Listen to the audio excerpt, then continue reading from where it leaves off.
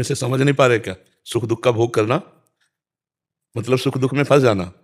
और सुख दुख किसको प्राप्त होता है? आत्मा को थोड़ी प्राप्त होता है। ये अंतःकरण धर्म से है, ये मन को है। अगर सुख का भोग करोगे, दुख का भोग करोगे, तो इसी में फंसे रहोगे। सुख दुख से परे जो सच्चिदानंद परमेश्वर है, उसके सुख को तो पा ही नहीं पाओगे। सुख दुख दो कर्मों के फल से आता है। पुण्य फल से सुख आता है, पाप का जो फल आता है वो दुख आता है। तो हम केवल इतना ही भोगने के लिए पैदा हुए हैं क्या? हम कोई पशु थोड़ी है। पशु सुख दुख केवल भोगता है। हमारे पास सुख आएगा तो हम चार को बांट देंगे, और दुख आएगा तो गंभीर होकर के नाम स्मरण करते हुए उस पर विजय प्राप्त करेंगे। जो दुख भोगने का मतलब है उसमें लीन हो जाना। जैसे कोई पराजित हो जाता है इतना दुख में कि वो अपने शरीर को भी नष्ट करने की सोच लेता है, वो दुख का भोग करने लगा। सुख आया, इतना फूल गए, नाच रहे हैं, इतना उदंडता कर रहे हैं, नहीं, गंभीर रहो। सुख आया है, चार को बांट के खाओ। दुख आया है, नाम जप करते हुए गंभीर होकर उसको पार कर जाओ। जैसे दिन है तो रात आएगी, फूलो मत।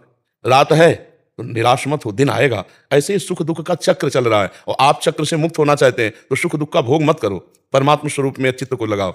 अगर सुख दुख का भोग करोगे तो परमात्मा का चिंतन हो ही नहीं पाएगा।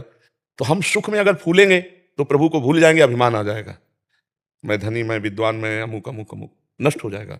दुख में अगर हम डूबे तो प्रभु को भूल जाएंगे, हम अपने को बड़ा हे समझकर अपने जीवन को बर्बाद कर लेंगे। सुख और दुख दोनों से हम साक्षी भाव से देखें उसको। सुख आया बांट देते हैं और आनंद मगन रहते हैं, और दुख आया तो आनंद स्वरूप परमात्मा में चित्त लगाकर उसे भोग लेते हैं।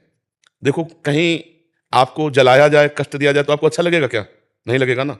लेकिन जिन महापुरुषों ने सुख दुख का त्याग कर दिया, वो कह रहे हैं, तेरा किया मीठा लागे, हरि नाम पदार्थ नानक मांगे। श्री गुरु अर्जन देव जी के वचन है।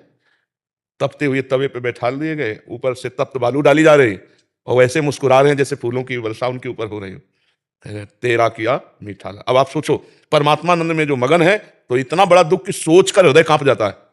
लाल लोहे का तवा उस पर बैठा के ऊपर से तप्त बालू डाली जाए, और कितने कितने कष्ट दे खौलते हुए उसमें, लेकिन मुस्कुराहट उनके रही, क्योंकि परमेश्वर के सुख में, परमात्मा सुख में, वाहे गुरु वाहे गुरु वाहे गुरु, बस इतना ही तेरा किया मीठा ला। मतलब कैसी स्थिति है, महापुरुषों की कैसी स्थिति है। यहाँ थोड़ी प्रतिकूलता मिले तो भक्ति में संशय होने लगता है। तो इसलिए वहां जो सिद्धांत वर्णन हुआ कि सुख दुख में मत फंसो, इसके ऊपर उठो, परमेश्वर की प्राप्ति के लिए, अखंड प्रसन्नता के लिए, भगवदानंद के लिए, ये सुख दुख के ऊपर उठो। ये सुख दुख पाप पुण्य का फल है, और हम आत्मस्वरूप हैं, हमें भगवदानंद चाहिए जो हमारा स्वरूप है, तो हमें आगे बढ़ना होगा।